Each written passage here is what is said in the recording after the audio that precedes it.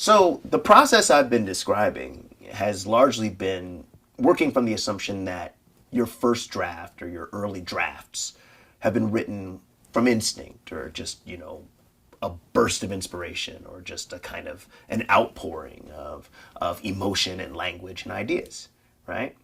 But what if you're the kind of writer who really likes to begin from a formal space? Like maybe when we started talking about meter and rhythm, maybe you chose one of those prompts and said, oh my goodness, this is what I've needed to do all this time. I've needed to write in blank verse, right? Form is one way of thinking about refining a poem. If you've begun from the standpoint of form, look for lines that feel like the form is dictating the poem and not the other way around.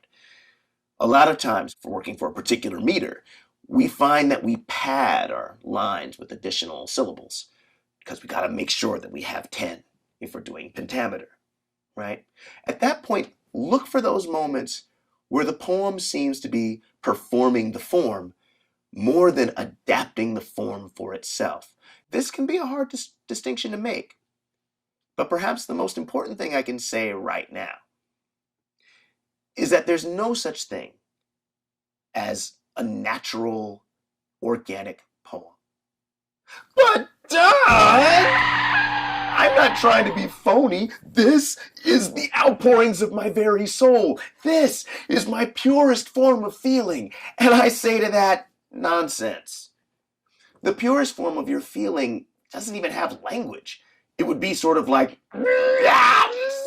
yellow sweater, traffic, daddy. That would be something closer to the purest outpouring of your soul.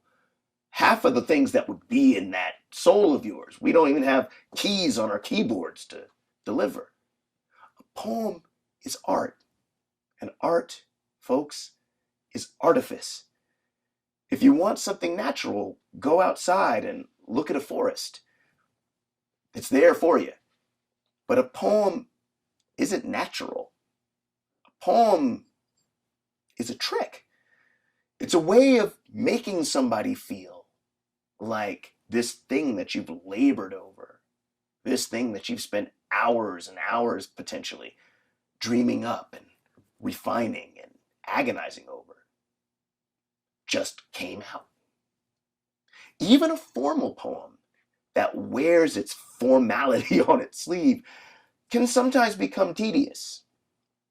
The formal poem that tells you, hey, look, I'm an iambic pentameter, is oftentimes not that pleasurable to listen to.